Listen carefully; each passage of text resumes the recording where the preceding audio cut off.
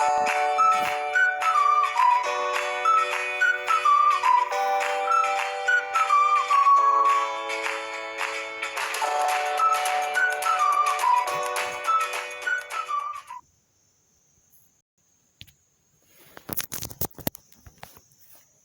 Everyone, मैं हूँ प्रीति राठौर और आज हम साइकोलॉजी ऑफ लर्निंग का सेकंड यूनिट जो हमारा है उसका थर्ड पार्ट करने वाले हैं। फर्स्ट और सेकंड हमने पहले कर दिया है। अच्छा रुकिए ज़रा, मैं आपको एक बात बताती हूँ।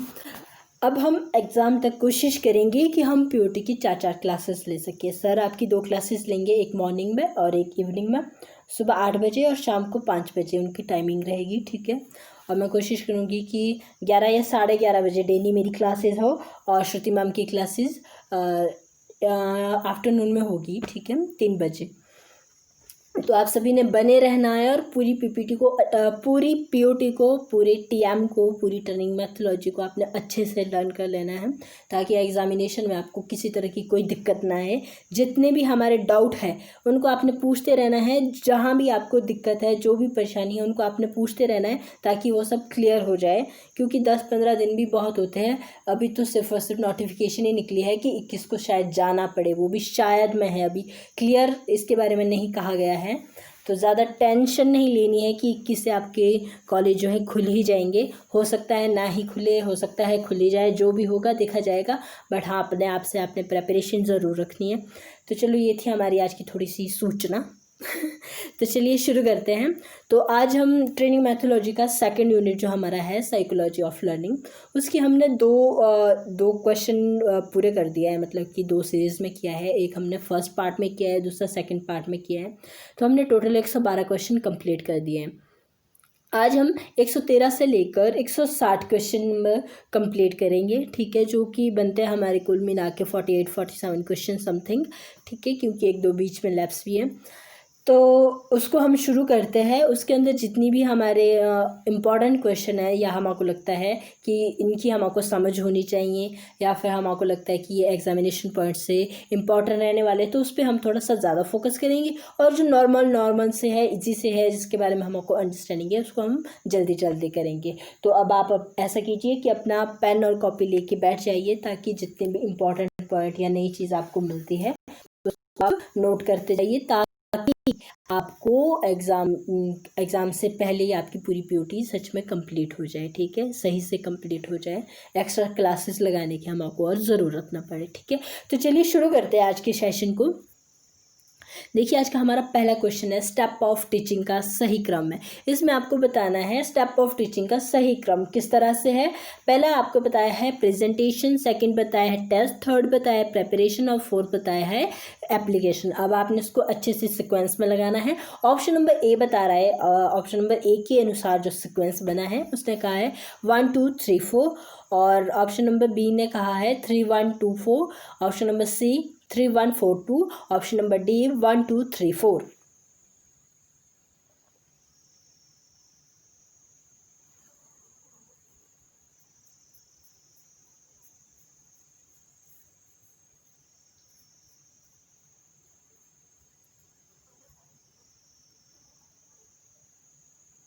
Very good, option number C हमारा सही आंसर हो जाएगा, 3 1 4 2। Preparation, presentation, application and step.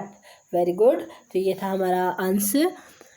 तो अच्छा, एक और बात कहती हूँ मैं कहती हूँ कि ये क्वेश्चन आपसे कह रहा है, तो आप बोलेंगे क्या मैम क्वेश्चन भी कहते हैं? हाँ, क्वेश्चन कहते हैं, तभी तो हम आंसर दे रहे हैं।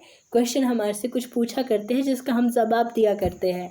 तो क्वेश्चन हमसे पूछते हैं, कहते हैं, हमें इवैल्यूएट करने के लिए पुट किए जाते हैं, ठीक है। देन ठीक है, ये चलते हैं नेक्स्ट की तरफ। तो क्वेश्चन अब देखिए यहाँ पे, अब इस पॉइंट को जो मैं आपको बताने जा रही हूँ उसको आपने नोट कर देना है। ये पीपीटी में शेयर कर दूँगी ग्रुप के अंदर, बट इसके अलावा जो मैं आपको बता रही हूँ वो मैं ऑरली ही बताऊँगी, इसलिए आपने उसको नोट कर देना है। तो देखिए, इसमें हमने एक स्टेप में बनाया है स्टेप ऑफ टीचिंग और सेकंड में बनाया, सेकंड कॉलम में बनाया हमने लॉ ऑफ लर्निंग। अब इसमें हम क्या कर रहे हैं, स्टेप ऑफ टीचिंग को लॉ ऑफ लर्निंग से जोड़ रहे हैं, मतलब कि कौन सी लॉ ऑफ लर्निंग के में आप कौन सी स्टेप ऑफ टीचिंग का यूज़ करते हो, या फिर आप बोल सकते हो स्टेप ऑफ टीचिंग में आप कौन कौन से लॉ ऑफ लर्निंग का यूज़ करते हो। ठीक है, तो चलते हैं, हम आपको पता है कि लॉ ऑफ टीचिंग हमारे हैं, फर्स्ट स्टेप है हमारा प्रेपरेशन, सेकेंड है प्रेजेंटेशन, थर्ड है एप्लीकेशन और फोर्थ है टेस्ट या इवैल्यूएशन। ठीक है, तो लॉज ऑफ लर्निंग हमारे पास बहुत सारे हैं, उसकी हम एक अगर आप चाहो तो अलग से क्लास ले सकते हैं जिसमें हम step of teaching, law of learning, law of teaching, इन सब चीज़ें या मैक्सिमम ऑफ टीचिंग, इन प्रिंसिपल ऑफ टीचिंग, इसके बारे में बात करेंगे। ठीक है, तो चलिए अभी छोड़ते हैं इस बात को, अभी हम बात करते हैं कि हमारे स्टेप ऑफ टीचिंग के से कौन कौन से लॉ ऑफ लर्निंग जुड़े हुए हैं। तो सबसे पहले बात करते हैं प्रेपरेशन की। प्रेपरेशन जब हम करते हैं तो हम किस किस बातों का ध्यान रखते हैं, हमारा पर्पस रहता है प्रेपरेशन को करने का। ठीक है, प्रेपरेशन हम इसलिए करते हैं ताकि हम रेडी हो सके किसी काम को करने के लिए। तो लॉ ऑफ लर्निंग कौन कौन से आ रहे हैं इसमें आपके पास बताया है, फर्स्ट बताया है तत्परता का नियम, मतलब कि रेडीनेस, लॉ ऑफ रेडीनेस। उद्देश्य की जानकारी के नियम, मतलब कि लॉ ऑफ पर्पस, कि किसी पर्पस से हम कर रहे होते हैं। इसके अलावा और क्या आता है हमारे पास प्रेपरेशन में, और कौन कौन से लॉ आते हैं, तो वो आते हैं आपके पास लॉ ऑफ इफेक्ट। तो आपके लॉ ऑफ प्रेपरेशन में कितने आ गए, 3 आ गए, law of readiness, law of effect, law of purpose. ठीक है, सेकंड बात करते हैं प्रेजेंटेशन की। सेकंड स्टेप हमारा कौन सा है, प्रेजेंटेशन है। तो इसमें कौन कौन से लॉ ऑफ लर्निंग आते हैं हमारे, इसमें बताया है ज्ञात से अज्ञात की ओर का नियम, known to unknown. Option number B है साचार्य का नियम, जिसको आप बोलते हो एसोसिएशन, लॉ ऑफ एसोसिएशन। और थर्ड दिया है असर या अज्ञात का नियम, एम्पिरिकल टू पिरिकल वाला। ठीक है, तो इसमें हमारे पास कौन कौन से आ रहे हैं, प्रेपरेशन के अंदर देखते हैं हमारे कौन कौन से लॉ ऑफ लर्निंग आ रहे हैं, तो इसको ऐड कर दीजिए, लिख लीजिए। फर्स्ट आएगा आपका लॉ ऑफ सेटिस्फैक्शन, सेकंड आएगा लॉ ऑफ इम्पैक्ट, थर्ड आएगा लॉ ऑफ डिसैटिस्फैक्शन इम्पैक्ट। ठीक है, फिर आ जाएगा known to known, known to unknown, और फिर आपका फोर्थ या फिफ्थ आ जाएगा लॉ ऑफ एसोसिएशन। तो लिख लीजिए कौन कौन से कहे मैंने, law of satisfaction, law of impact, law of dissatisfaction impact, या law of unknown to unknown, या फिर लॉ ऑफ एसोसिएशन। ठीक है, ये हमारे क्लियर होते हैं।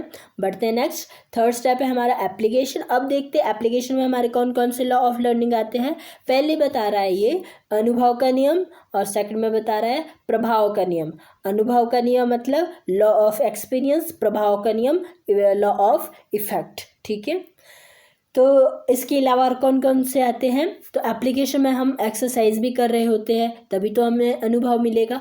तो law of exercise, law of experience, ठीक है, law of frequency, law of intensity of response, law of blogging, और सिक्स्थ आ जाएगा आपके पास लॉ ऑफ इफेक्ट। ठीक है, एक बार मैं फिर से रिपीट कर देती हूँ, law of exercise, law of experience, law of frequency, law of intensity of response, law of blogging, और ऑप्शन और सिक्स्थ है आपके पास लॉ ऑफ इफेक्ट। ठीक है, अब बढ़ते हैं फोर्थ स्टेप की तरफ। फोर्थ स्टेप है हमारा टेस्टिंग या इवैल्यूएशन, जिसके अंदर आ रहा है हमारे पास समाधान का नियम, आप बोल सकते हो law of solution.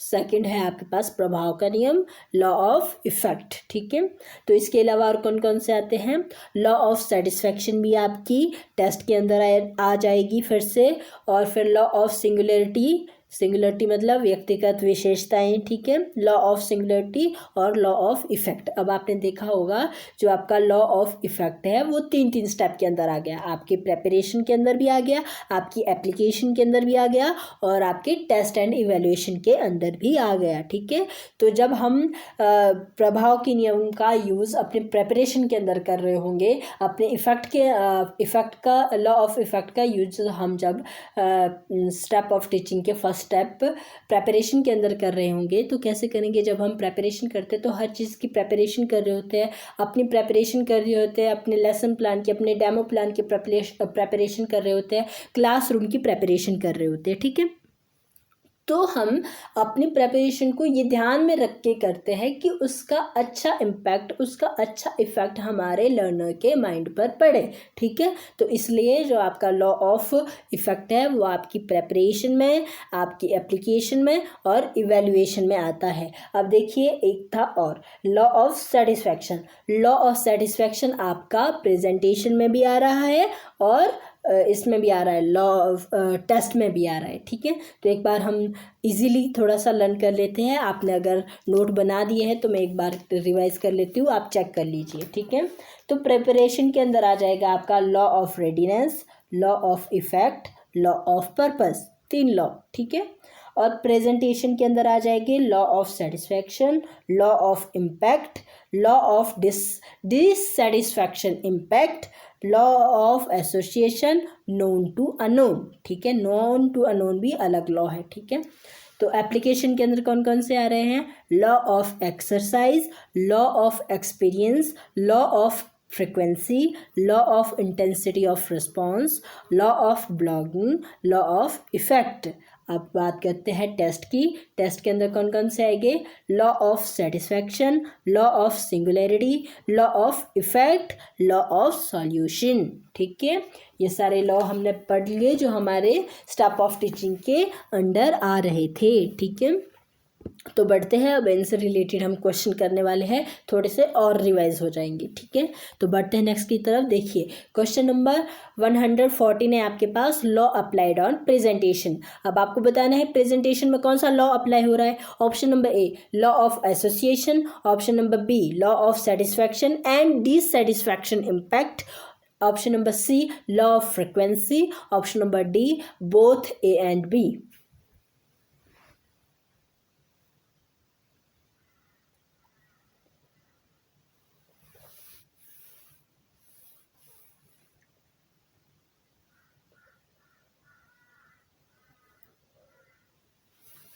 Very good, option number D आपका राइट आंसर हो जाएगा। तो प्रेजेंटेशन स्टेप में कौन कौन से लॉ यूज हो रहे हैं? Law of association, law of satisfaction और लॉ ऑफ डिससेटिस्फैक्शन और लॉ ऑफ इम्पैक्ट, ठीक है। और इसने सेकंड में देखिए law of satisfaction comma dissatisfaction impact लिखा है, ठीक है। तो बढ़ते हैं नेक्स्ट की तरफ। क्वेश्चन नंबर 115 है, लॉ अप्लाइड ऑन प्रिपरेशन। अब आपको बताना है प्रिपरेशन में कौन सा लॉ अप्लाई हो रहा है। ऑप्शन नंबर ए है law of readiness and law of effect, option number B है law of frequency, option number C है law of satisfaction, option number D है law of association.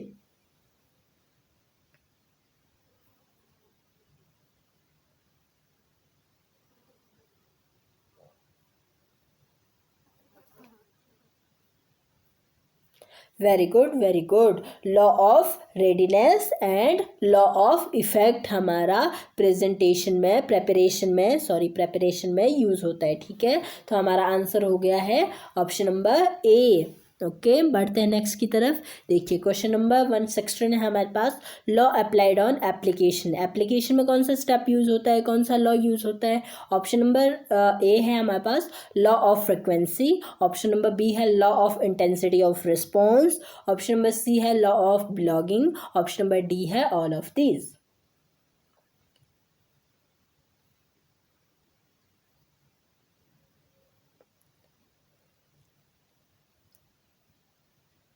Very good, very good, all of these हमारा answer हो जाएगा। Law of frequency, law of intensity of response और law of blogging, ये तीनों जो है लॉ हमारे अप्लाई होते हैं एप्लीकेशन स्टेप में। बढ़ते हैं नेक्स्ट क्वेश्चन की तरफ। क्वेश्चन नंबर 117 है आपके पास, law applied on test. Test में कौन सा लॉ अप्लाइड हो रहा है। ऑप्शन नंबर ए है law of satisfaction, option number B law of singularity, option number C both A and B, option number D none of these.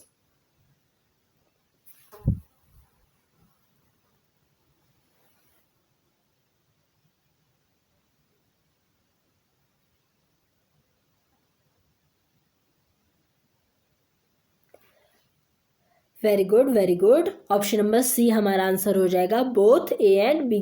मतलब कि आपके टेस्ट में लॉ ऑफ सेटिस्फैक्शन और law of singularity use होते हैं, apply होते हैं। बढ़ते हैं नेक्स्ट की तरफ।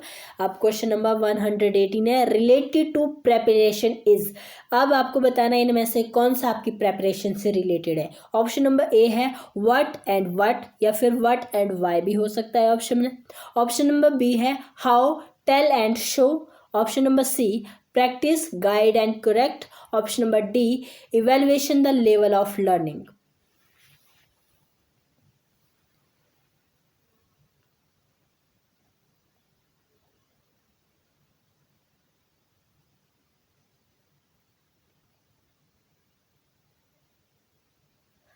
वेरी गुड, वेरी गुड, बहुत अच्छे। ऑप्शन नंबर ए हमारा राइट आंसर हो जाएगा। तो आपकी प्रेपरेशन से क्या रिलेटेड है, व्हाट एंड वाई या फिर व्हाट एंड व्हाट, इसमें ऑप्शन दिया है। ठीक है, तो व्हाट एंड वाई कैसे, जब हम प्रेपरेशन कर रहे होते हैं तो हम क्या प्रिपेयर कर रहे हैं, कौन सा मटेरियल प्रिपेयर कर रहे हैं, ठीक है, क्यों प्रिपेयर कर रहे हैं, ये सब चीज़ जुड़ी रहती है हमारी प्रेपरेशन से, ये रिलेट करती है हमारी प्रेपरेशन से। ठीक है, इसलिए हमारा आंसर ऑप्शन नंबर ए हो जाएगा। तो बढ़ते हैं नेक्स्ट की तरफ। क्वेश्चन नंबर 119 है हमारे पास, रिलेटेड टू प्रेजेंटेशन इज। अब प्रेजेंटेशन से क्या रिलेट है। Option number A what and why, option number B how, tell and show, option number C practice, guide and correct, option number D evaluation the level of learning.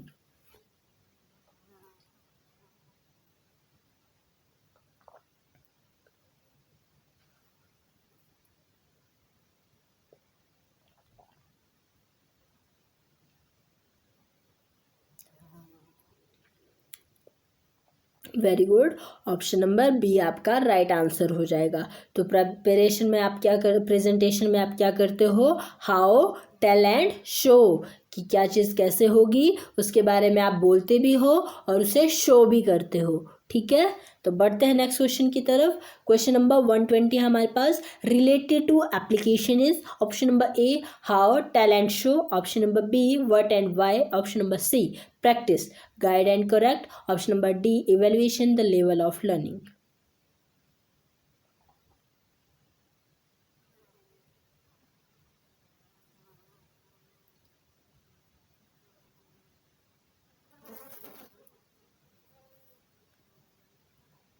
Very good, बहुत अच्छे, option number C हमारा right answer हो जाएगा। तो application से related है हमारी practice, जिसमें हम अपने स्टूडेंट को गाइड करेंगे, साथ ही साथ में जिनकी गलतियां होगी उसको करेक्ट करेंगे। ठीक है, और प्रैक्टिस से क्या होते हैं, हमारी गलतियां इम्प्रूव हो जाती है, अच्छी हो जाती है, गलतियां करना हम बंद कर देते हैं, जिसको बोलते हैं प्रैक्टिस मेक मैन परफेक्ट। ठीक है, तो बढ़ते हैं नेक्स्ट की तरफ। क्वेश्चन नंबर 121 है, test and evaluation is related to. Test and evaluation किससे रिलेटेड है। ऑप्शन नंबर ए है हमारे पास how, tell and show, option number B what and why, option number C practice, guide and correct, option number D evaluation the level of learning.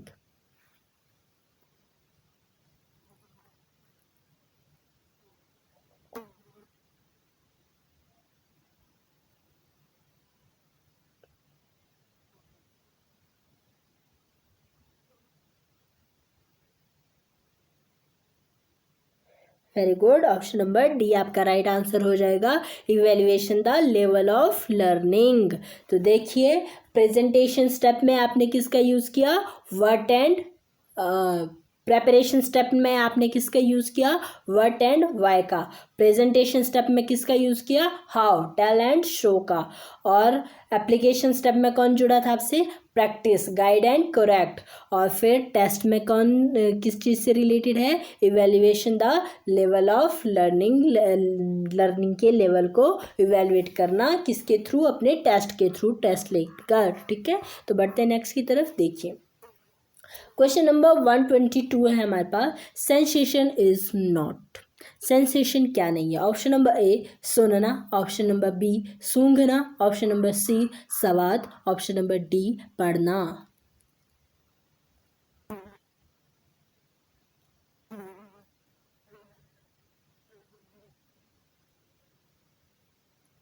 Very good. Option number D, reading आपका sensation से related नहीं है, पढ़ना आपका sensation से related नहीं है। तो बढ़ते हैं नेक्स्ट की तरफ। क्वेश्चन नंबर 123 आपके पास, वुडवर्थ के अनुसार चिंतन प्रक्रिया के कितने चरण हैं? मतलब कि आपकी वुडवर्थ ने चिंतन प्रक्रिया के कितने चरण बताए हैं? ऑप्शन नंबर ए है 1, ऑप्शन नंबर बी है 2, ऑप्शन नंबर सी है 3, ऑप्शन नंबर डी है 4।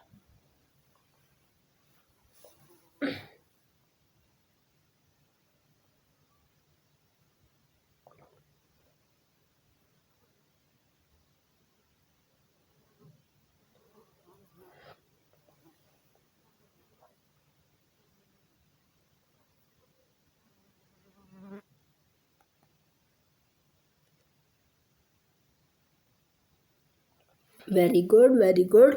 तो वुडवर्थ के अनुसार चिंतन के 4 चरण हैं, ठीक है। कौन कौन से? पहला है लक्ष्य प्राप्ति का उदय, दूसरा है लक्ष्य प्राप्ति के लिए प्रारंभिक प्रयत्न, और तीसरा है पुराने अनुभवों का स्मरण, और चौथा है पुराने अनुभवों का नई परिस्थितियों में प्रयोग करना, यूज करना। देखते हैं कैसे। मैं इसका एक एग्जाम्पल देती हूँ। बाय द वे, आपके स्कूल में कोई मैच है। किसका मैच है? वॉलीबॉल का मैच है, ठीक है। अब आपने एक लक्ष्य प्राप्ति की उदय हो गई कि वॉलीबॉल का मैच है और आपने उसको जीतना है, ठीक है। तो एक तो आपको मिल गया कि आपके पास क्या आ गई, उदय, लक्ष्य आ गया कि आपका वॉलीबॉल का मैच है, उसको जीतना है, ठीक है। अब सेकंड क्या है? पहला था लक्ष्य प्राप्ति का उदय, जो आ गया वॉलीबॉल का मैच। सेकंड क्या था? लक्ष्य प्राप्ति के लिए प्रारंभिक प्रयत्न। अब आपने मैच जीतने के लिए क्या करने हैं? प्रारंभिक प्रयत्न करना है। अब आप ग्राउंड में जाओगे और क्या करोगे? प्रैक्टिस करोगे, ठीक है। वो हो गई आपकी प्रारंभिक प्रयत्न। थर्ड आ गए कि पुराने अनुभवों का स्मरण, जब आप खेल रहे थे, ठीक है। खेलते खेलते आपने देखा कि आप काफ़ी हद तक स्टक हो रहे हो, आप अच्छे से बॉल नहीं उठा पा रहे हो, अच्छे से मतलब कि अच्छे से आप सर्विस नहीं दे पा रहे, अच्छे से आप बॉल नहीं उठा पा रहे, नेट से पार नहीं पहुंचा पा रहे। तो आपने क्या किया? आपके जो ओल्ड एक्सपीरियंस थे, आपने उसका क्या किया? अनुसरण किया, उसको याद किया, ठीक है। और आपने देखा, अच्छा मुझे इस तरह से क्या करवाई गई थी, सर्विस देनी सिखाई गई थी, इस तरह से आपसे फिंगिंग करनी सिखाई गई थी, ठीक है। तो वो क्या थे? आपके पास्ट एक्सपीरियंस थे जिसको आपने याद किया, और उसको क्या कर रहे हो आप कि मुझे इस तरह से सिखाया था, ठीक है। आपने मैच जीतते नहीं, इसलिए आप प्रैक्टिस कर रहे हो, उनको याद कर रहे हो। और फोर्थ क्या था? पुराने अनुभवों का नए परिस्थितियों में प्रयोग करना। अब क्या था? आपने क्या करना था?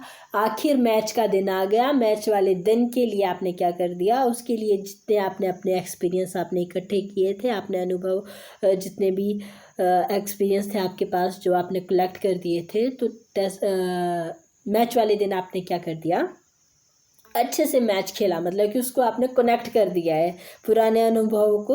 आपकी स्थिति क्या है अभी? कि आपको मैच जीतना है। मैच के लिए, या आप बोल सकते हो, आप बाय द वे आप मैच में नहीं हो, आपने प्रेपरेशन कर रहे हो। तो प्रेपरेशन के दौरान आपने क्या कर दिया? आपके पास अभी ऐसी स्थिति थी कि आप अच्छे से नहीं खेल पाते थे, बट आपने क्या किया कि आपने उन पुराने अनुभवों को याद किया और उसका यूज़ किया, और आपने खेलना शुरू कर दिया। और एट द लास्ट क्या हो गया? लास्ट में क्या हो गई? ये थी आपकी चिंता करने की एक प्रोसेस थी कि आप चार प्रक्रियाओं से होकर चिंता करते हो। इस तरह से आप चिंता करते हो, ठीक है। अब जो एक प्लेयर था या आप थे जो वॉलीबॉल की प्रैक्टिस कर रहे थे, उसने अपने पुराने अनुभव का यूज़ किया और उस परिस्थिति में यूज़ किया और अच्छे से खेलना शुरू कर दिया, ठीक है। तो हमारे एक बार इन स्टेप को याद कर लेते हैं, कहीं ये गायब ना हो जाए, कंफ्यूज ना हो जाए आप। तो फर्स्ट क्या था? लक्ष्य प्राप्ति का उद्देश्य, ठीक है, लक्ष्य प्राप्ति का उदय होना। और सेकंड था लक्ष्य प्राप्ति के लिए प्रारंभिक प्रयत्न करना। थर्ड था आपके पास पुराने अनुभव का स्मरण करना, जिसमें कि वो याद कर रहा था प्लेयर कि उसको किस तरह से सिखाई गई थी टेक्निक, ठीक है। और फोर्थ क्या था? कि अब उसको प्रैक्टिस करनी थी, उसको मैच में जीतना था, इसके लिए उसने अपने पुराने अनुभवों का यूज़ किया और जो उसकी नई परिस्थितियाँ थी उनमें उसका प्रयोग कर दिया, ठीक है, यूज़ कर दिया। तो ये था वुडवर्थ के अनुसार चिंतन की 4 चरण, ठीक है। तो बढ़ते हैं नेक्स्ट की तरफ। क्वेश्चन नंबर 125 है हमारे पास। मकडूल के अनुसार कल्पना कितने प्रकार की बताई गई है। तो अब बताना इसमें कि मकटूल ने कल्पना को, इमेजिनेशन को कितने पार्ट में डिवाइड किया था। ऑप्शन नंबर ए है 1 में, ऑप्शन नंबर बी 2 आदात्मक और सृजनात्मक कल्पना, ऑप्शन नंबर सी है 3 में, ऑप्शन नंबर डी है 5 में।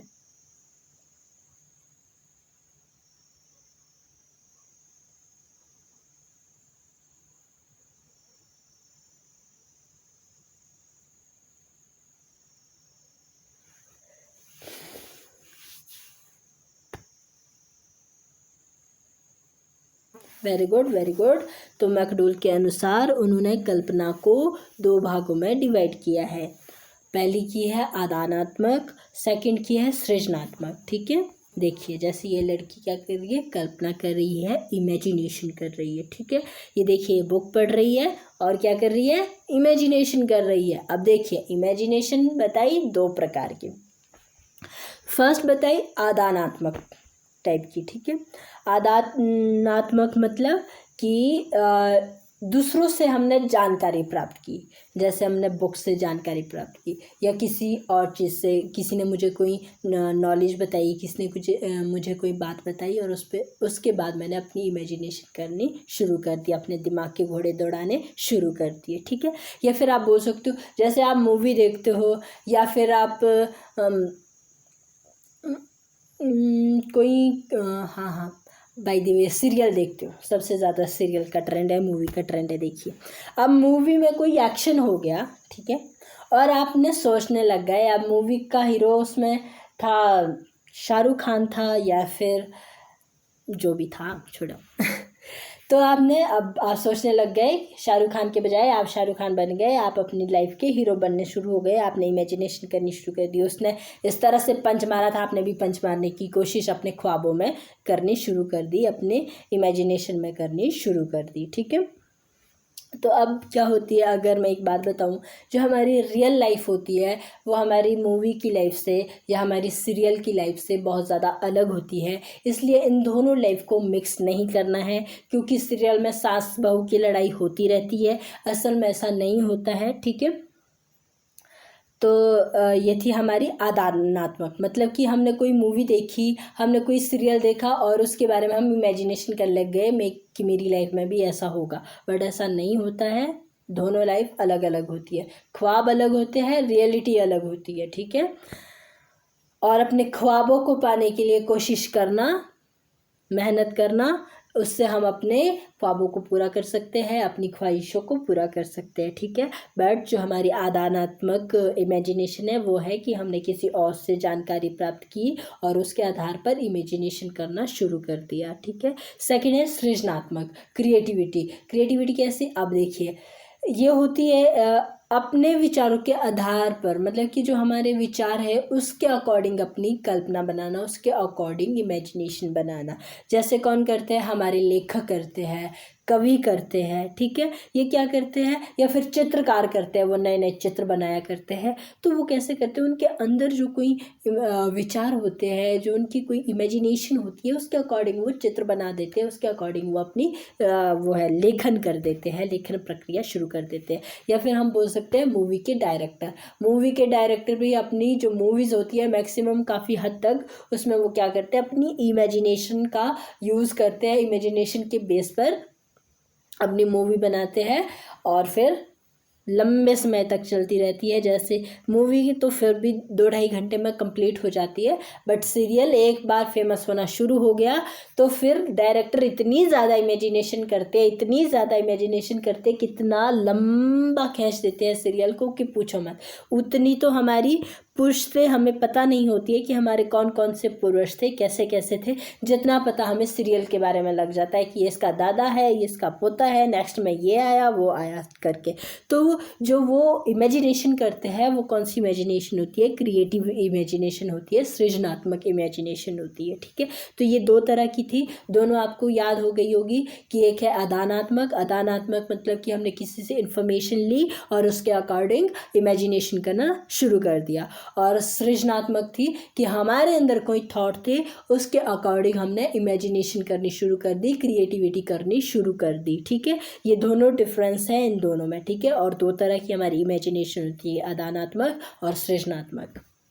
तो ठीक है, बढ़ते हैं नेक्स्ट की तरफ। क्वेश्चन नंबर 26 है हमारे पास। मैकडूल के अनुसार आदात्मक कल्पना है, इसमें अब आपको आदानात्मक कल्पना बतानी है, आदानात्मक इमेजिनेशन बतानी है। कौन सी? ऑप्शन नंबर ए है दूसरों से प्राप्त जानकारी के आधार पर की गई कल्पना। ऑप्शन नंबर बी कुछ कहानियां या नई जानकारियों से की गई कल्पना। ऑप्शन नंबर सी अपने विचार के आधार पर की गई कल्पना। और option number D both A and B.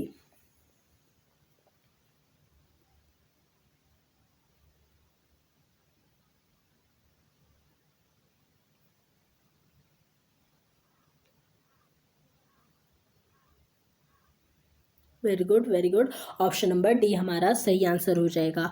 Option number D है बोथ ए एंड बी, दूसरों से प्राप्त जानकारी के आधार पर की गई कल्पना और कुछ कहानियां या नई जानकारियों से प्राप्त की गई कल्पना, प्राप्त की गई इमेजिनेशन क्या कहलाती है? आपकी आदानात्मक कल्पना कहलाती है। ठीक है, तो मैंने इस पर इतना बड़ा लेक्चर दिया है कि ये आदानात्मक, ये सृजनात्मक। तो क्या है, पीओटी हमारी लिंक है एक से दूसरी, दूसरी से थर्ड यूनिट, मतलब कि पूरी जो पीओटी आपकी वो एक दूसरे से जुड़ी हुई है। तो ये शब्द जहाँ पे आने शुरू हो जाए तो थोड़ा सा अपना दिमाग चलाना हम आपको शुरू करना चाहिए कि आदानात्मक मतलब कि किसी और से जानकारी ली, सृजनात्मक मतलब जिसको हम खुद ही बना रहे हैं। तो इस तरह से ध्यान रखना है। अगर नेक्स्ट भी किसी यूनिट में आदानात्मक और सृजनात्मक आते हैं तो उन वर्ड का यूज़ करना कैसे करना है वो आप भी जानते हैं। ठीक है, तो बढ़ते हैं नेक्स्ट क्वेश्चन की तरफ। क्वेश्चन नंबर 127 है। मैकडूल के अनुसार सृजनात्मक कल्पना है। ऑप्शन नंबर ए चित्रकार, लेखक व अपने विचारों से की गई कल्पना। ऑप्शन नंबर बी दूसरों से प्राप्त जानकारी के आधार पर की गई कल्पना। ऑप्शन नंबर सी कुछ कहानियां या नई जानकारियों से की गई कल्पना। Option number D all of these.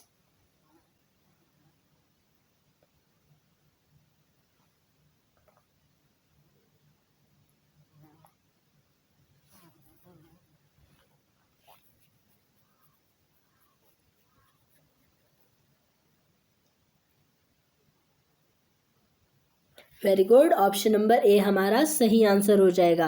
चित्रकार, लेखक व अपने विचारों से की गई कल्पना सृजनात्मक कल्पना कहलाती है।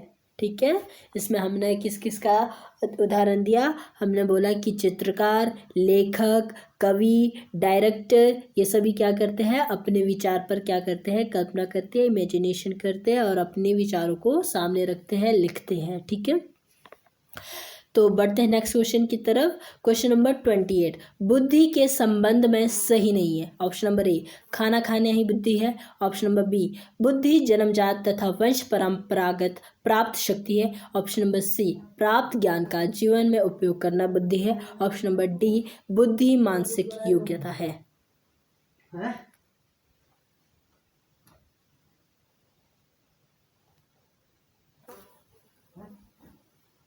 वेरी गुड, तो बुद्धि का संबंध किससे नहीं है? खाना खाना ही बुद्धि है, ये हमारा आंसर है। मतलब कि इसमें नहीं है पूछा है तो आंसर में ये हो जाएगा हमारा, खाना खाना ही बुद्धि नहीं है। बाकी क्या है? बुद्धि से संबंधित है। बुद्धि जन्मजात होती है तथा वंश परंपरागत शक्ति होती है। ठीक है, हमारी इंस्टिंक्ट होती है। ठीक है, और सी में है प्राप्त ज्ञान का जीवन में उपयोग करना ही बुद्धि है।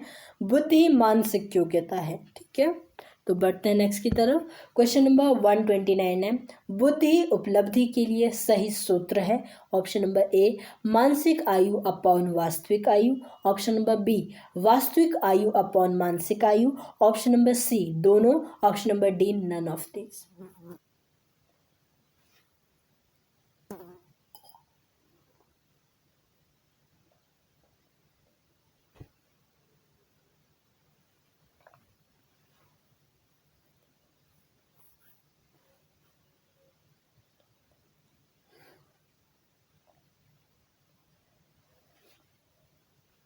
Very good, very good. Option number A आपका राइट आंसर हो जाएगा, मानसिक आयु अपॉन वास्तविक आयु। ठीक है, मानसिक आयु कैसी होगी मैं आपको सिंपल शब्दों में समझाती हूँ। बाय द वे कोई बच्चा है जिसकी उम्र है 10 साल, ठीक है, कितनी उम्र है 10 साल, और उसका जो मेंटल लेवल है, जो उसका IQ लेवल है वो है 12 साल के बच्चे जितना, मतलब कि अपनी एज से 2 गुना ज़्यादा है, वो 2 स्टेप आगे है, ठीक है। तो अब हमने अगर हम उसकी कैलकुलेशन करना चाहें तो हम कैसे करेंगे, पहले उसकी मानसिक आयु लगाएंगे 12, ठीक है, और उसकी फिर वास्तविक आयु लगाएंगे जो है 10 साल, तो 12/10 कर देंगे। तो 12/10 जब हम करेंगे तो उसकी आयु कितनी निकलेगी, उसकी बुद्धि उपलब्धि कितनी निकलेगी, देखिए अगर आप डिवाइड कर देते हो तो 6 दूनी 12, 5 दूनी 10, ठीक है, तो 6/5% उसकी बुद्धि उपलब्धि हो गई, ठीक है। तो बढ़ते हैं नेक्स्ट की तरफ। अब देखिए यहाँ पे बुद्धि अंक या बुद्धि गुणांक के लिए सूत्र है। अगर आपने बुद्धि अंक और बुद्धि गुणांक निकालना है तो उसके लिए कौन सा सूत्र है, ऑप्शन नंबर ए है मानसिक आयु अपॉन वास्तविक आयु गुणा 100, ऑप्शन नंबर बी वास्तविक आयु अपॉन मानसिक आयु गुणा 100, ऑप्शन नंबर सी दोनों, option number D none of these.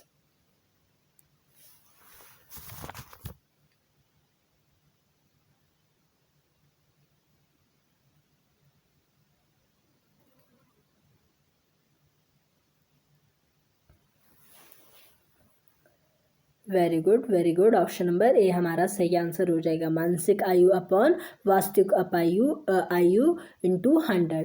Bye the वे हमने जो कहा था, बाय द वे मानसिक आयु कितनी है 12, और आपकी जो वास्तविक आयु है वो है 10, उसको गुना कर देना है आपने 100 से, तो आगे आपके पास 120/10, और जब आपने डिवाइड कर दिया तो आपके पास क्या आ गया 102%, ठीक है, उसकी बुद्धि गुणांक निकल गया, ठीक है। अब देखिए यहाँ पे, अब बुद्धि उपलब्धि और वर्गीकरण की किसकी अगर कितनी हमारी बुद्धि गुणांक आता है, बुद्धि उपलब्धि आती है, उसके अनुसार हम उसको किस में डिवाइड करते हैं, तो उसको देखिए बड़े ध्यान से देखिए।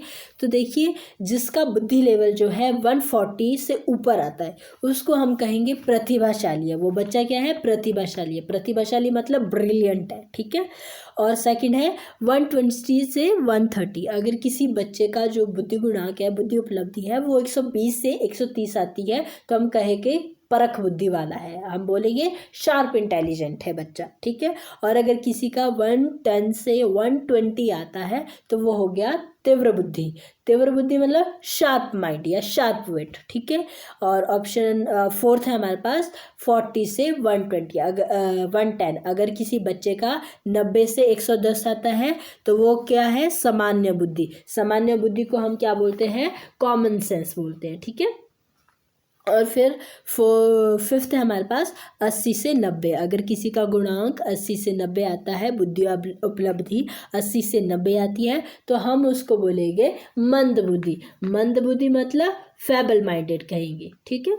और अगर आता है किसी का 60 से 70, 70 से 80 तो बोलेंगे उसको हम निर्बल बुद्धि, अगर किसी का 70 से 80 आता है तो उसको बोलेंगे हम निर्बल बुद्धि मतलब वीक विजडम, थोड़ा सा कमज़ोर है, बुद्धिमत्ता में थोड़ा सा कमज़ोर है, ठीक है, मतलब कि थोड़ा सा ज़्यादा कमज़ोर है, वीक में आ गया वो।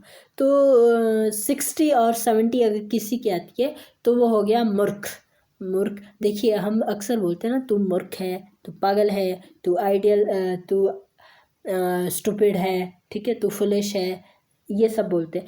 तो जो हम ये सब बोलते हैं वो अलग बात, वो हम एक दूसरे को मजाक में बोला करते हैं, बट जो यहाँ पर पूछा गया है, जो यहाँ पर बताया गया है, इन्होंने अपनी बुद्धि गुणांक के हिसाब से जो बताया है उसके अकॉर्डिंग इन्होंने 2 जो स्टेप बांधती है आपके 60 से 70 वाले, उसके लिए आपने मूर्ख बोल दिया जिसको आप बोलोगे फूल, ठीक है।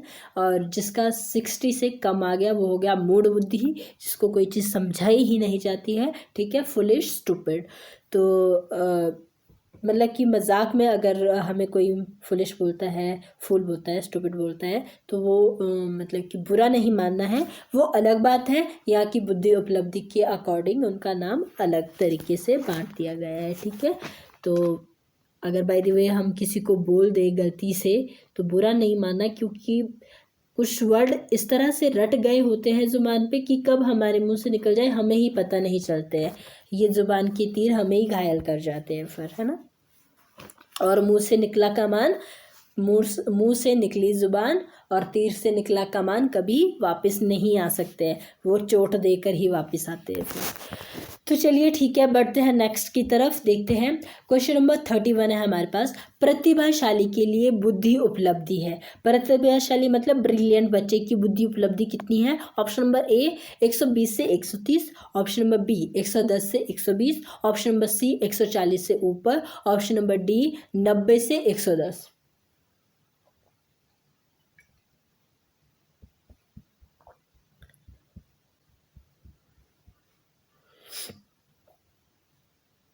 Very good very good. Brilliant की बुद्धि उपलब्धि कितनी है? 140 से ऊपर, ठीक है।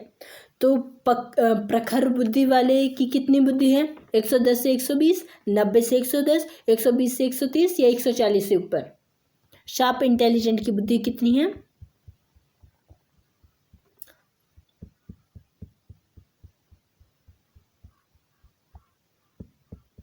Very good very good. 120 से 130 उसका IQ लेवल है, उसका बुद्धि गुणांक है, ठीक है। और प्रखर बुद्धि मतलब कौन सा था हमारे पास? प्रखर बुद्धि वाला था शार्प इंटेलिजेंस, ठीक है। और प्रतिभाशाली था ब्रिलियंट। याद रखना है इसको, इंग्लिश में है चाहे हिंदी में है, गलत नहीं करना है, ठीक है।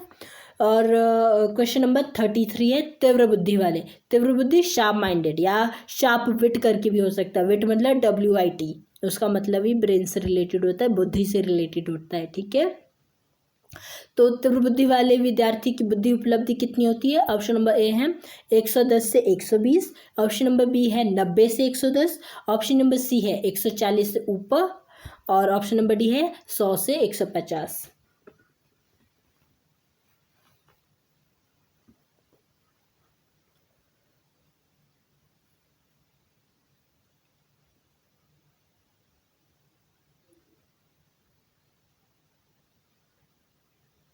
Very good very good. तो शार्प वाले विद्यार्थी की बुद्धि उपलब्धि कितनी है हमारे पास?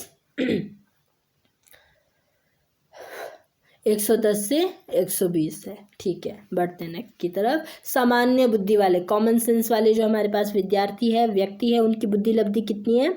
ऑप्शन नंबर ए है 110 से 120, ऑप्शन नंबर बी है 90 से 110, ऑप्शन नंबर सी है 140 से ऊपर, और ऑप्शन नंबर डी है 100 से 150।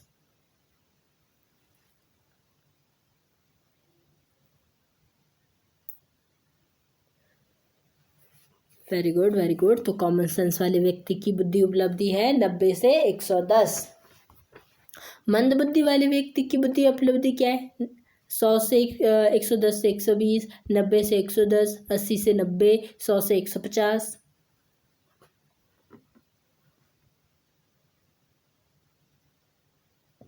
वीक विजडम, मंद बुद्धि वीक विजडम। अब यहाँ से थोड़ा सा लेवल लो होना शुरू हो गया है।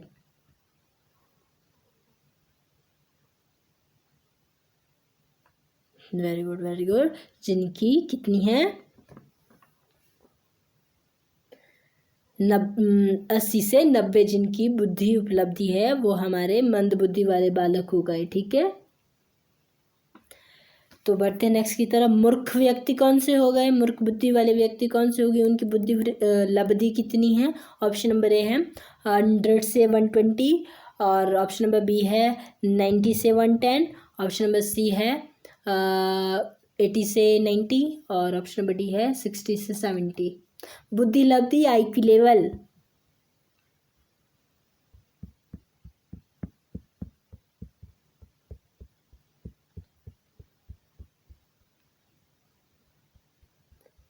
Very good very good.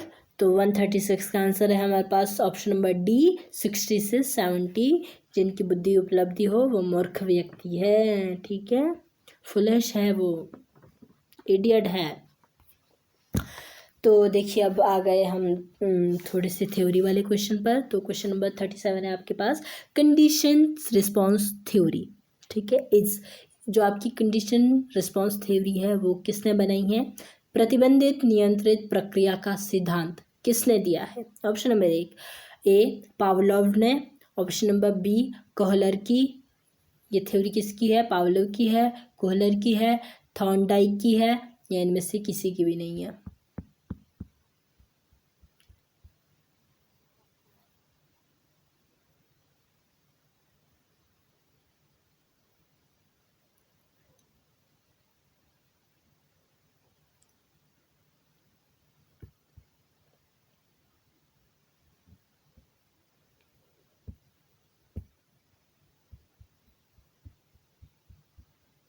Very good very good. सभी को पता है पावलोव ने बनाई है कंडीशनल रिस्पॉन्स थ्योरी। तो पावलोव ने किसका उदाहरण देकर कंडीशनल रिस्पॉन्स थ्योरी को समझाया है? ऑप्शन नंबर ए है कुत्ता, घंटी, खाना। ऑप्शन नंबर बी है बंदर। ऑप्शन नंबर सी है बिल्ली। ऑप्शन नंबर डी है उपयुक्त सभी।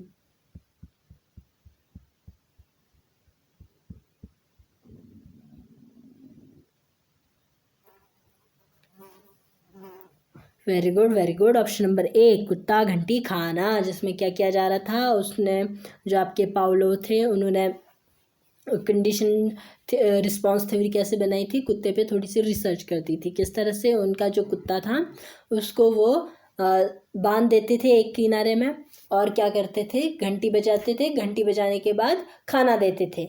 जब ऐसा रिस्पॉन्स चलने लगा तो कुत्ते को क्या हो गई, आदत बन गई कि जब घंटी बजेगी तो खाना आएगा। तो क्या होता था, घंटी बजती थी और कुत्ते के मुंह से लार टपकती थी। तो ये क्या था, कंडीशन रिस्पॉन्स थ्योरी, कि ऐसी कंडीशन बनाना कि जो बच्चा है वो रिस्पॉन्स देना शुरू कर दे। ठीक है, कंडीशन रिस्पॉन्स थ्योरी। ठीक है, अब क्वेश्चन नंबर 139 है, इनसाइट लर्निंग किसने दिया है? इनसाइट लर्निंग किसकी थ्योरी है? ऑप्शन नंबर ए जेस्टॉल्ट कोहलर की, या ऑप्शन नंबर बी है थाइंडाइक की, ऑप्शन नंबर सी है पावलोव की, ऑप्शन नंबर डी है इनमें से किसी की भी नहीं।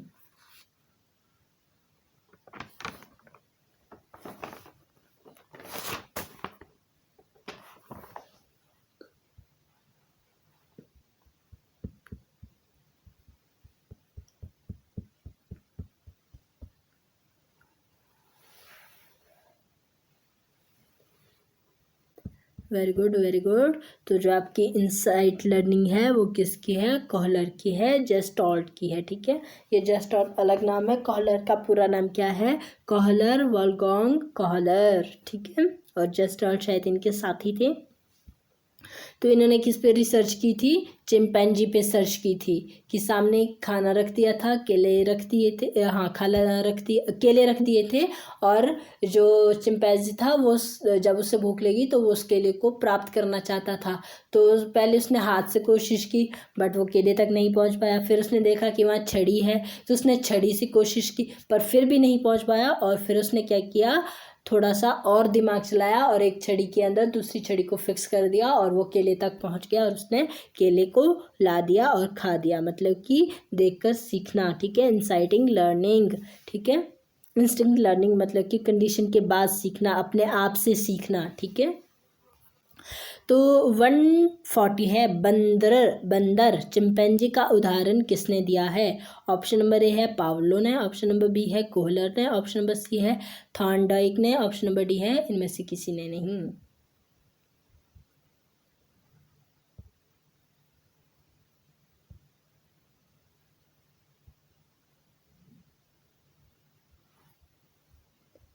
Very good very good. Option number B Kohler ने दिया है चिंपैंजी का उदाहरण। ठीक है, तो बढ़ते हैं नेक्स्ट की तरफ। क्वेश्चन नंबर 141 है हमारे पास। अच्छा, इससे पहले मैं एक और चीज़ क्लियर कर देती हूँ। तो देखिए, हमारे पास 4 तरह की थ्योरी दी थी। ठीक है, एक थी हमारे पास क्लासिकल कंडीशन थ्योरी, दूसरी थी ट्रायल एंड एरर थ्योरी, तीसरी थी इनसाइट लर्निंग थ्योरी, चौथी थी ऑपरेंट कंडीशनिंग थ्योरी, और इसी के साथ एक और थ्योरी थी, वो थी कौन सी? Theories of imitation. अब आपको पता है कि क्लासिकल कंडीशनिंग थ्योरी पावलोव ने दी थी। ठीक है, और ट्रायल एंड एरर थ्योरी किसने दी थी? एडवर्ड ने दी थी, जिसका पूरा नाम था एडवर्ड ली थॉर्नडाइक था। देखिए, हम इसको थॉर्नडिके कहते हैं, डीके नहीं होता है जब डी और के के बीच में आई आए। ठीक है, तो आपको पूरी आई पढ़नी है, तो इसका नाम क्या बन गया? थॉर्नडाइक। ठीक है, तो थर्ड है आपकी इनसाइट थ्योरी। इनसाइट थ्योरी दी थी, किसने दी थी? कोहलर ने दी थी, चिंपैंजी का यूज़ करके। ठीक है, कि आप अपने आप से कैसे सीखें। ठीक है, और फिर फोर्थ थ्योरी दी थी ऑपरेंट कंडीशनिंग थ्योरी, जिसमें कि माउस का यूज़ किया गया था। ठीक है, ये किसने दी थी? हमारे BF स्किनर ने दी थी, कि किसी के बिहेव को हम किस तरह से चेंज कर सकते हैं। ठीक है, उसमें चूहे का बिहेव वो चेंज करते हुए दिखा रहा था। ठीक है, अब फिफ्थ जो मैंने बात कही थ्योरी ऑफ इमिटेशन की, ये हमारी ये वाली बुक में बहुत कम दी हुई है। निमी वाली बुक के अंदर। तो मैं इसके बारे में थोड़ा सा बता देती हूँ। जो आपकी थ्योरीज ऑफ इमिटेशन है वो बनाई है एडवर्ड वॉन डूरा ने, ठीक है। ये कैनेडियन थे, ठीक है, कनाडा के रहने वाले थे। और जो आपका विश्वविद्यालय था अमेरिका में जिसका नाम था स्टैनफोर्ड, ठीक है, उसके अंदर ये एक मनोवैज्ञानिक थे, मनोवैज्ञानिक प्रोफेसर थे, ठीक है। तो इन्होंने क्या किया कि इन्होंने मतलब कि एग्जाम्पल दिया। जो एग्जाम्पल देने वाला था वो था हिग्टी नाम था उस मनोवैज्ञानिक का। उसने क्या किया कि दो बंदरों का उदाहरण दिया। उसने एक मतलब कि दो बंदर रखे, दोनों को क्या कर दिया, एक एक पिंजड़े में बंद कर दिया। और क्या कर दिया कि एक बंदर के पिंजरे के ऊपर जो है केले लटका दिए, ठीक है। अब उस बंदर ने उछल करके उन केलों को प्राप्त करने की कोशिश की जब उसको भूख लगी, पर वो उसके पास ना पहुंच पाया। तो उसने देखा कि यहाँ पे क्या है, छड़ियाँ गिरी है। तो उसने छड़ी से केलों को तोड़ने का मतलब कि एक्सपीरियंस किया कि ज़रा मैं इसको कोशिश की उसने, ठीक है। और उसको क्या एक्सपीरियंस मिला कि वो थोड़ा सा कम रह रहा है। तो थोड़ा सा वो निराश हो गया और उसने देखा कि यहाँ पे तो दूसरी भी छड़ी गिरी है। तो उसने उस दूसरी छड़ी को क्या कर दिया, इंसर्ट कर दिया एक दूसरे में, और फिर से उसने केले पर प्रहार किया और केला टूट करके या जहाँ पे रखा था वहाँ से झड़ करके उसके सामने आ गया और उसने केला खा लिया। और दूसरे पिंजरे में ये सब बंदर ये सारे नज़ारे देख रहा था। तो सेकंड क्या किया गया, ठीक उसी के लिए भी सेम वही चीज़ की गई। उसके सामने भी वो सारी छड़ियाँ रखी गई और केला रखा गया। अब उसने क्या किया, दूसरे बंदर ने फटाफट छड़ी उठाई, एक दूसरे में इंसर्ट कर दी और केले ला दिए और खा दिए। तो ये जो मतलब कि इमिटेशन की जो थ्योरी थी ये किसने निकाली, हिग्टी ने निकाली और एडवर्ड वॉन डूरा ने निकाली कि किस तरह से इमिटेशन करके कोई व्यक्ति सीख सकता है। क्योंकि उन्होंने देखा कि एक बंदर ने दूसरे बंदर की नकल कर लिया और बड़ी इजीली कैच कर दिया, ठीक है। तो ये थी हमारी 5 थ्योरी। ज़्यादातर हम 4 थ्योरी के बारे में पढ़ते हैं। अगर गलती से 5वीं थ्योरी के बारे में भी आपसे क्वेश्चन पूछा जाता है टाइप्स ऑफ इमिटेशन के बारे में या थ्योरीज ऑफ इमिटेशन के बारे में, तो ये थी कि 2 चिंपैंजी थे, एक बंदर ने दूसरे की नकल करके क्या कर दिए थे, केले प्राप्त कर दिए थे, केले ले लिए थे, ठीक है। तो बढ़ते हैं नेक्स्ट की तरफ। क्वेश्चन नंबर 41 है हमारे पास, व्यक्ति के विकास की प्रक्रिया है। व्यक्ति के विकास की प्रक्रिया क्या है? Option number A psychology, option number B stimulus, option number C response, option number D education.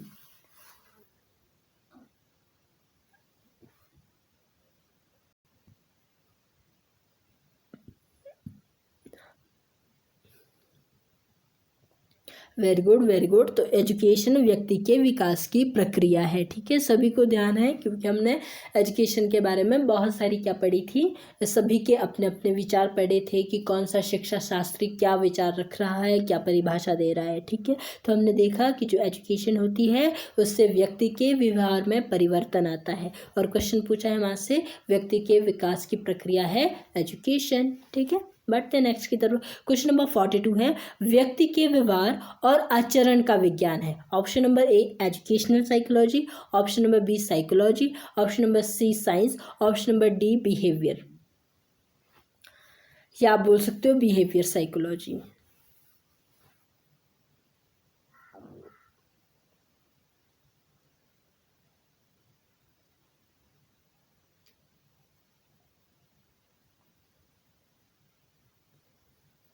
Very good very good.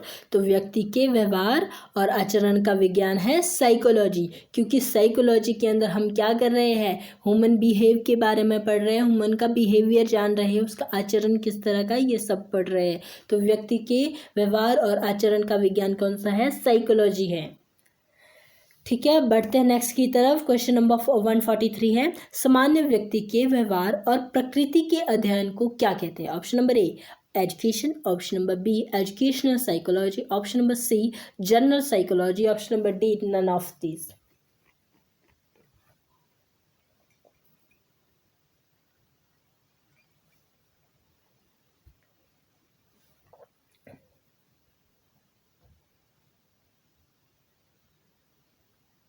Very good very good. तो सामान्य व्यक्ति के व्यवहार और प्रकृति के अध्ययन को हम किसके अंदर पढ़ते हैं, जनरल साइकोलॉजी के अंदर पढ़ते हैं, ठीक है।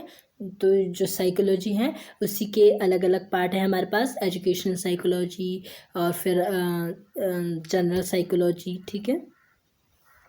तो बढ़ते हैं नेक्स्ट की तरफ। क्वेश्चन नंबर 144 है, शिक्षा के सापेक्ष व्यक्ति के व्यवहार का आकलन किया जाता है। Option number A general psychology, option number B educational psychology, option number C education, option number D है बिहेवियर।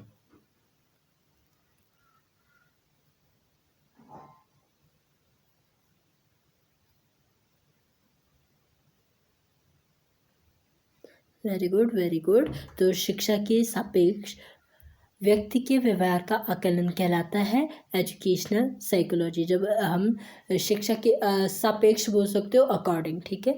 जब एजुकेशन के अकॉर्डिंग हम किसी व्यक्ति के बिहेव का, किसी पर्सन के या किसी ह्यूमन के बिहेव का आकलन करते हैं तो उसको हम क्या कहते हैं, एजुकेशनल साइकोलॉजी कहते हैं, ठीक है। बढ़ते हैं नेक्स्ट की तरफ। क्वेश्चन नंबर 145 है, ज्ञानेंद्रियों की क्रिया प्रतिक्रिया को कहते हैं। Option number A response, option number B stimulus, option number C observation, option number D behaviour.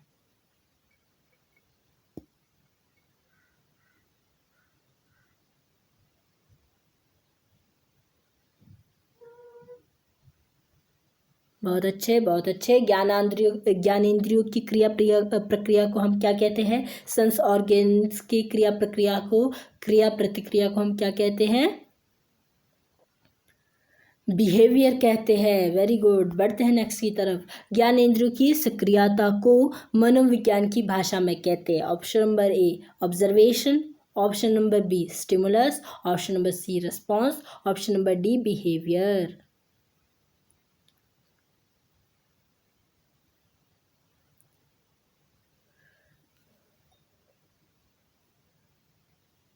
Very good very good. तो सेंस ऑर्गन्स की सक्रियता को चालू होने को मतलब कि अगर हमारे सेंस ऑर्गन्स वर्क कर रहे हैं, सही से वर्क कर रहे हैं, तो उसको हम मनोविज्ञान की भाषा में क्या कहते हैं, बिहेवियर कहते हैं। Very good. Option number D हमारा राइट आंसर हो जाएगा। अब देखिए क्वेश्चन नंबर 147 है, तंत्रिका तंत्र के समायोजन में ज्ञानेंद्रियों द्वारा होने वाली प्रक्रिया है। Option number A response, option number B behaviour, option number C stimulus, option number D observation.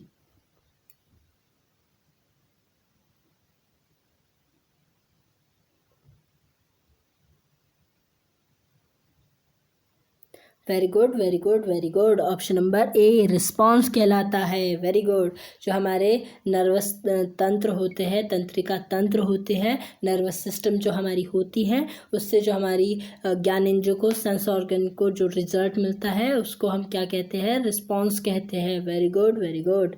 बढ़ते हैं नेक्स्ट की तरफ। 148 है आपके पास, किसी कार्य को करने की इच्छा शक्ति को क्या कहते हैं। Option number a skill, behaviour, response, option number D है एटीट्यूड।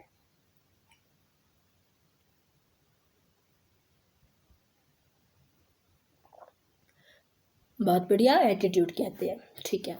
बढ़ते हैं नेक्स्ट की तरफ। किसी भी क्षेत्र में व्यक्ति का नैसर्गिक या वंशानुगत प्राप्त क्षमता है attitude, aptitude, learning, knowledge.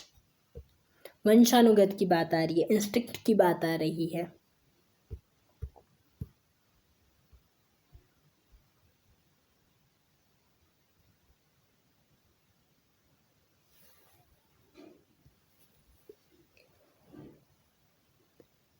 Very good. Option number B aptitude, ठीक है। ऑप्शन नंबर ए है एटीट्यूड, ऑप्शन नंबर बी था एप्टीट्यूड, ऑप्शन नंबर सी थी लर्निंग, ऑप्शन नंबर डी था नॉलेज। तो आपका आंसर था किसी भी व्यक्ति में, किसी भी क्षेत्र में व्यक्ति का नैसर्गिक या वंशानुगत प्राप्त क्षमता को एप्टीट्यूड कहते हैं, ठीक है। तो क्वेश्चन नंबर 150 है हमारे पास। आत्मबल के साथ सर्वदा जुड़ा रहता है। आत्मबल के साथ हमेशा क्या जुड़ा रहता है, आपका एटीट्यूड, आपकी नॉलेज, आपके रिस्पॉन्स या आपके emotions.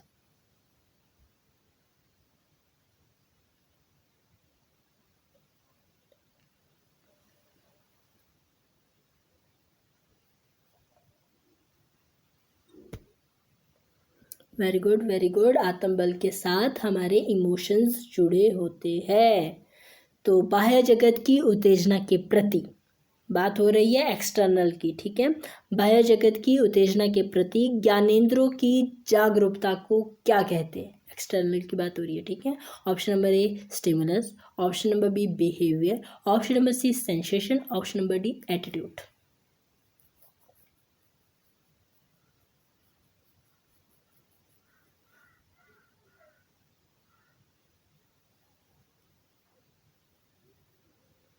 Very good very good, बहुत बढ़िया बहुत बढ़िया।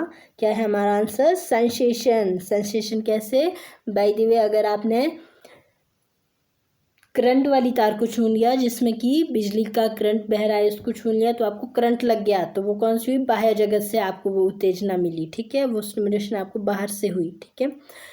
और बाय द वे, आप किसी चीज़ को देख रहे हो, किसी चीज़ को छू रहे हो, कोई चीज़ बोल रहे हो, या फिर आप बोल सकते हो किसी चीज़ को टेस्ट कर रहे हो, किसी चीज़ को सुन रहे हो, किसी चीज़ को सूंघ रहे हो, तो ये कौन से होते हैं? हमारे बाह्य सेंसेशन ऑर्गन्स होते हैं, ठीक है, जिसे हम सेंसेशन करते हैं, संवेदना जागृत होती है।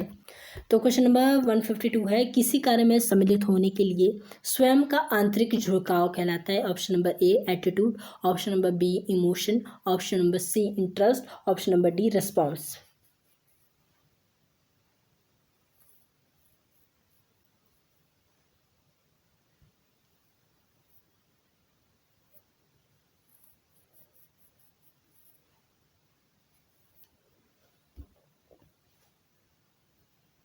Very good very good. किसी कार्य में सम्मिलित होने के लिए स्वयं का आंतरिक झुकाव हमारा इंटरेस्ट कहलाता है, क्योंकि अगर हमारे में इंटरनली किसी चीज़ की तरफ इंट्रैक्शन है तो वो किस की वजह से है? क्योंकि हमें उस चीज़ में इंटरेस्ट है, ठीक है। तो बढ़ते हैं नेक्स्ट की तरफ। संवेदना प्रतिनिधित्व करने की प्रक्रिया है, जबकि ज्ञान बोध की प्रक्रिया है। ऑप्शन नंबर ए जानना, प्रस्तुतिकरण, सीखना, व्यवहार। संवेदना से आप प्रतिनिधित्व करते हो, तो ज्ञान बोध किससे करते हो? ज्ञान बोध किसकी प्रक्रिया है? ये है आपका क्वेश्चन।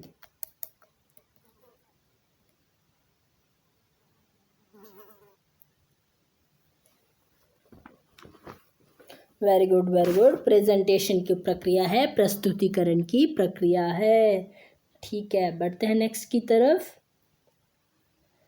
है रब्बा 154, मस्तिष्क को एक समय में एक ही विषय पर केंद्रित करने की प्रक्रिया क्या कहलाती है? Attention, response, attitude, concentration.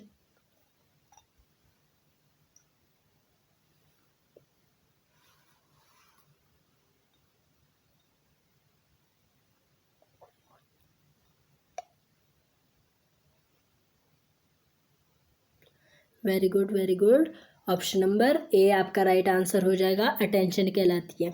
जब हम मेंटली एक ही चीज़ पर फोकस कर रहे हैं तो वो अटेंशन कहलाती है, ठीक है। और जब हम अटेंशन दे के किसी एक चीज़ पर ध्यान लगा रहे हैं तो वो कंसंट्रेशन कहलाती है। रिस्पॉन्स और एटीट्यूड तो अलग ही है, ठीक है। हम कहते हैं ना कि तुक्का कैसे लगाना चाहिए। बाय द वे, ये 54 हमारा 154 जो क्वेश्चन है, यहाँ देखिए क्या लिखा है। मस्तिष्क को एक ही समय में एक ही विषय पर ध्यान केंद्रित करने की प्रक्रिया को क्या कहते हैं? तो अब हमारे पास 4 ऑप्शन दिए, 4 ऑप्शन में से हम क्या कर देंगे कि हो सकता है ऑप्शन नंबर ए हो सकता है ऑप्शन नंबर डी हो, बट ऑप्शन नंबर बी और सी बिल्कुल नहीं है, तो इसको पहले ही हमने कट कर दिया। अब हमने थोड़ा सा इनके बारे में सोचना शुरू कर दिया। अटेंशन हो सकती है या कंसंट्रेशन हो सकती है, तो हमने सोचा कंसंट्रेशन तो वो होती है जब हम इंटरेस्ट प्लस अटेंशन लगाए रखें तब कंसंट्रेशन आती है। और यहाँ पूछा है कि अगर हमने किसी एक विषय वस्तु पर ध्यान लगाना है तो वो क्या कहलाएगी? हमारी अटेंशन कहलाएगी, ठीक है। अब हो गया क्लियर कि हमको तुक्का कैसे लगाना है। अगर बाय द वे हमको तुक्का भी लगाना पड़ा तो तुक्का हमेशा ऐसे लगाना कि चारों ऑप्शन पढ़ना, पहले क्वेश्चन पढ़ा उसके बाद ऑप्शन पढ़े, ऑप्शन पढ़ने के बाद फिर से क्वेश्चन पढ़ो, और क्वेश्चन पढ़ दिया आपने, फिर से आप जब ऑप्शन पे आ रहे हो जो आपको लगता है कि ये तो इससे रिलेटेड ही नहीं है उसको पहले ही कट कर दो। फिर 1 2 जो बच्चे 1 2 3 जो बच्चे उनके बारे में थोड़ा सा सोचो और उसके बाद एक ऑप्शन को सिलेक्ट कीजिए और उसके बाद आप तुक्का लगा के आ जाइए। अगर आपको क्वेश्चन का आंसर नहीं पता है तुक्का सिर्फ तभी लगाना है, बाकी काफ़ी हद तक मतलब कि तुक्का लगाने से पहले सोच विचार करनी है, रिकॉल करना है हमारे को पहले, ठीक है, जो हमारे दिमाग में पहले से रिटेन इन्फॉर्मेशन है उसकी मदद से, ठीक है। ये बहुत हुआ। तो क्वेश्चन नंबर 55 है हमारे पास, प्रशिक्षण या अनुभव द्वारा व्यवहार में होने वाले परिवर्तन को क्या कहते हैं? नॉलेज, एजुकेशन, बिहेवियर या अटेंशन?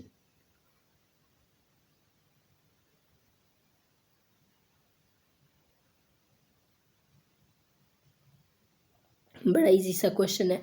प्रशिक्षण या अनुभव द्वारा व्यवहार में परिवर्तन होने वाला परिवर्तन है।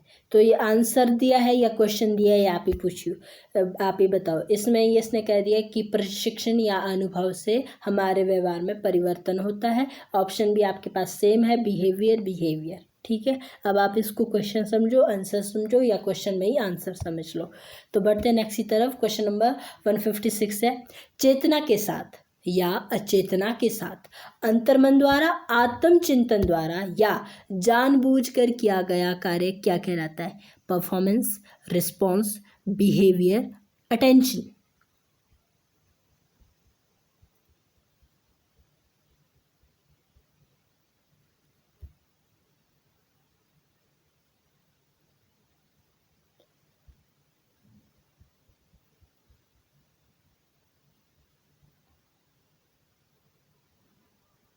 Very good, option number C हमारा राइट आंसर हो जाएगा, बिहेवियर कहलाता है। चाहे हम अचेतन होके किसी काम को करें या अचेतन होके करें, चाहे हम इंटरनली या एक्सटर्नली, ठीक है, या फिर हम आत्मचिंतन द्वारा या किसी काम को जानबूझकर अगर हम कर रहे हैं, तो एक तो जानबूझकर किया गया कार्य क्या होती है, जानबूझकर कार्य हमारा बिहेवियर भी होता है,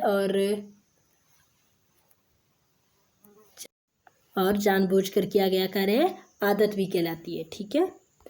तो देखिए 157, अंतर्मन की व्यवस्था, आपके आंतरिक मन की व्यवस्था की बात कर रहे हैं कि आपका जो आपका मन है वो किस अवस्था में है, ठीक है, जो मनुष्य को उत्साहित करके लक्ष्य की प्राप्ति करने की दिशा प्रदान करना क्या कहलाता है? Response, motivation, attention, concentration?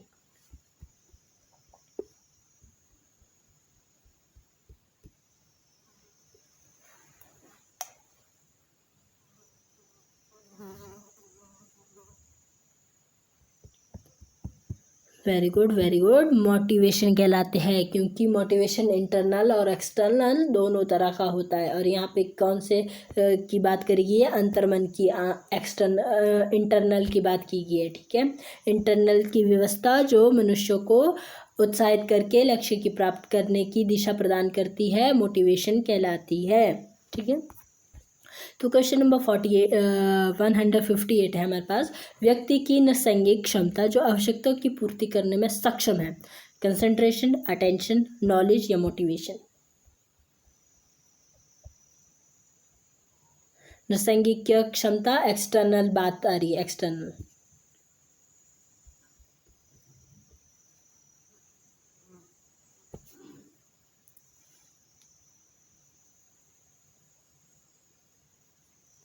Very good, very good, इसका आंसर भी मोटिवेशन आ जाएगा, ठीक है। बढ़ते हैं नेक्स्ट की तरफ। विद्यार्थी और शिक्षक के बीच संबंध स्थापित करने की प्रक्रिया एजुकेशन कहलाती है, लर्निंग कहलाती है, प्रिंसिपल ऑफ टीचिंग कहलाती है, या फिर कम्युनिकेशन कहलाती है? संबंध स्थापित करने की प्रक्रिया।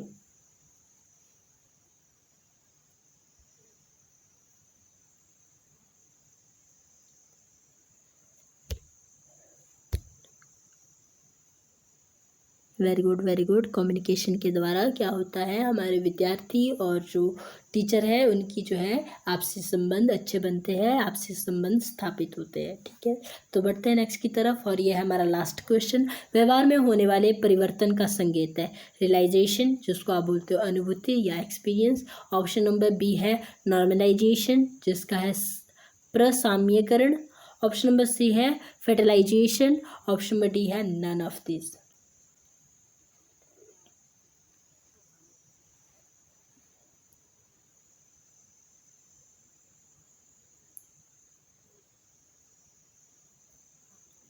वेरी गुड, बहुत अच्छे। ऑप्शन नंबर ए रियलाइजेशन, या फिर हम बोल सकते हैं कि जब हमारे पास बहुत सारे एक्सपीरियंस आते हैं तो उससे हमारे व्यवहार में, हमारे बिहेव में चेंज आता है, परिवर्तन आता है। ठीक है। अच्छा, तो मैं एक बात कहना चाहूँगी कि बोलते बोलते जीभ हमारी अड़क जाती है। जब हमें ज़ोर से बोलना होता है तो हम बहुत सी बातों का, मतलब कि बहुत से शब्द का इतना गलत प्रोनाउंसिएशन कर देते हैं, पूछिए मत। और मैं इस गलती को बहुत ज़्यादा दोहराती हूँ। मैं कोशिश कर रही हूँ कि थोड़ा सा सही से बोल सकूँ। और ऐसा क्यों होता है? आपने बचपन में देखा होगा, आपके साथ भी ऐसा हुआ होगा। जब आप छोटे बच्चे थे तो पहले तो आपको रट के पढ़ाया जाता था, ज़ोर ज़ोर से पढ़ाया जाता था। ठीक है। और उसके बाद जब आप 3rd 4th क्लास में पहुँचे तो आपको कहा जाता था मुंह बंद करके पढ़ो, बिल्कुल मुंह के अंदर पढ़ो, जिसको हम बोलते हैं अंतर्मन की चेतना में पढ़ो भैया आप। ठीक है। तो उससे क्या हो गया, धीरे धीरे हमारी आदत बन गई। 5th 6th तक वो हमारी आदत बन गई। अब 6th से लेकर अभी तक वो आदत हम में है कि हम साइलेंटली होके पढ़ते हैं। और जब हमें यही बात बोलनी पड़ती है तो हम बहुत सारी प्रोनाउंसिएशन को गलत कर देते हैं। यही वजह है। इसलिए अगर आप लोग प्रैक्टिस नहीं कर रहे हो पढ़ाने की तो एक काम कीजिए, बुक उठाइए और ज़ोर ज़ोर से पढ़ना थोड़ा सा शुरू कर दीजिए, ताकि जो है हमारी जीभ थोड़ी सी फ्रीडम हो जाए, रिलैक्स सी हो जाए और अच्छे से बोल पाए, फ्रीली सी हो जाए। क्योंकि अक्सर हम बहुत सी गलतियां कर रहे हैं बोलते हुए। मैं तो बहुत ही ज़्यादा कर रही हूँ और इसके लिए मैं माफ़ी भी चाहती हूँ। तो चलो, ये हमारा सेशन कंप्लीट हो गया और मैं आज आपको यही कहूँगी कि आप ज़ोर ज़ोर से पढ़ना शुरू कर दीजिए। और अगर आप चाहते हैं कि पढ़ाते हुए आपके एक्सप्रेशन भी बने तो आप मिरर के सामने प्रैक्टिस कीजिए और फिर उसके बाद देखिए कि आपकी कितनी अच्छी प्रैक्टिस हो रही है। इसके लिए आप वीडियो बनाइए। ठीक है। चाहे अपनी बाय फेस कैमरा के सामने बना दीजिए, चाहे बाय फेस बनानी है आपको, चाहे सिर्फ और सिर्फ आपको अपनी वॉइस रिकॉर्ड करनी है, वो आपकी इच्छा है। क्योंकि जेस्चर पोस्चर का होना बहुत ज़रूरी है हमारी टीचिंग के अंदर। तो ये थे हमारे आज के क्वेश्चन। आंसर की मैंने यहाँ पे लगा दी है। कोई क्वेश्चन आपको गलत लग रहा हो तो आपने बता देना है, ताकि उसको हम करेक्ट कर सके। तो इन्हीं क्वेश्चन के साथ हमारी आज साइकोलॉजी ऑफ टीचिंग के सारे क्वेश्चन कंप्लीट हो जाते हैं और आज का सेशन भी कंप्लीट हो जाता है। ठीक है। तो मिलते हैं कल के सेशन में। तब तक के लिए बाय बाय। और मेरे साथ जुड़ने के लिए और पूरे सेशन को देखने के लिए आपका बहुत बहुत धन्यवाद। और फिर हमारे साथ जुड़े रहिए। लाइक, शेयर एंड सब्सक्राइब करें चैनल को। अगर आप नए हैं तो ज़रूर सब्सक्राइब करें, ताकि जो आपके डाउट हो उसको भी क्लियर करते रहें। हमने कहा है कि हमने पीओटी को एग्ज़ाम से पहले टिप्स पे लर्न कर देना है, तो इसके लिए आपने बने रहना है, क्योंकि हम पीओटी की 4 क्लासेस ले रहे हैं। जिन क्वेश्चन की मैं क्लासेस ले रही हूँ, आप देख सकते हो कि ऐसे क्वेश्चन है कि हमारे जो दिमाग है उसको इम्प्रूव कर रहे हैं। बिल्कुल इजी से क्वेश्चन है। जिन क्वेश्चन में हमारे को डाउट था वो भी इजी सिंपल भाषा में हमारे सामने आ रहे हैं। आपकी प्रेफरेंस होती है कि हिंदी लैंग्वेज में करवाए, तो एज इट इज़ ये भी हिंदी लैंग्वेज में ही है। और अगर आप चाह रहे हो कि हिंदी बिल्कुल स्पष्ट हो तो ये बात आप भूल जाइए। हिंदी ऐसी ही टूटी फूटी आएगी, उसको सही आप ही को बनाना है। ठीक है। तो इसी के साथ bye bye, take care all.